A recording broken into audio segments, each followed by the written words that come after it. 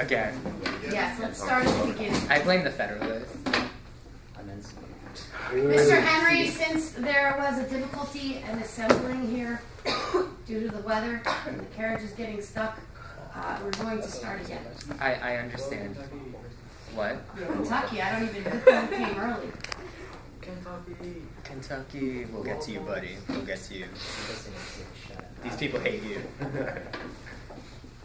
All right, we ready to go? Especially since you're taping it, I think it's a good idea to start. All right. Yeah. Okay. All right. Fellow members of this convention, the issue at hand is not whether we all agree or disagree on exactly what our government should be in every aspect. However, it is what has brought us here today to be on this country's earth, and why we have just separated ourselves from perhaps the greatest superpower that the world has seen to date.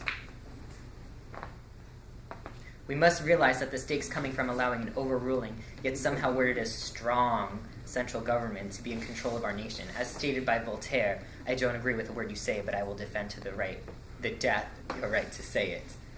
And I don't agree with the word these people say, but I'm going to defend the right to say it anyway.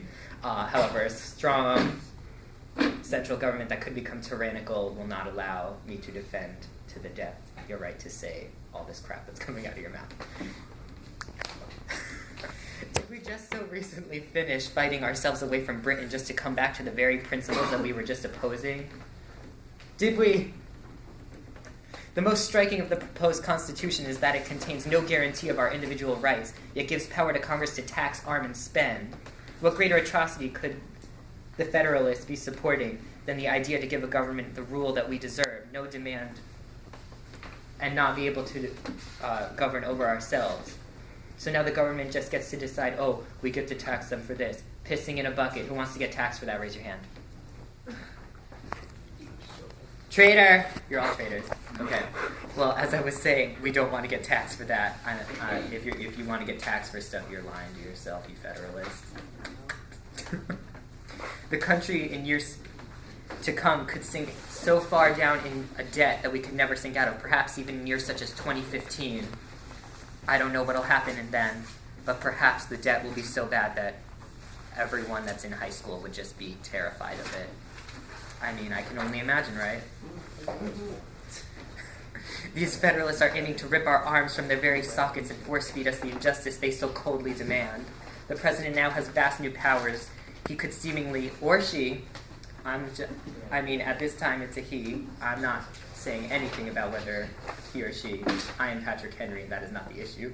However, they could seemingly run for office with good intentions and just as quickly screw us all over like the angel of death sweeping over Egypt, smiting the firstborn of everyone who did not have lamb blood over their doors.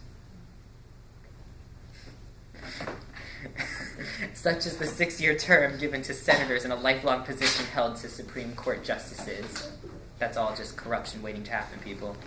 I believe we can relate the desired conspiracy that the Federalists are calling for to the rule Julius Caesar once had over Rome, as stated perhaps in future years in a popular form of entertainment. I'm just guessing. Why should Caesar just get to stomp around like a giant while the rest of us try not to get smushed under his big feet? Brutus is just as cute as Caesar, right? Brutus is just as smart as Caesar. People totally like Brutus just as much as they like Caesar. And when did it become okay for one person to be the boss of everybody? Because that's not what Rome is about. We should totally just stab Caesar! I rest my case.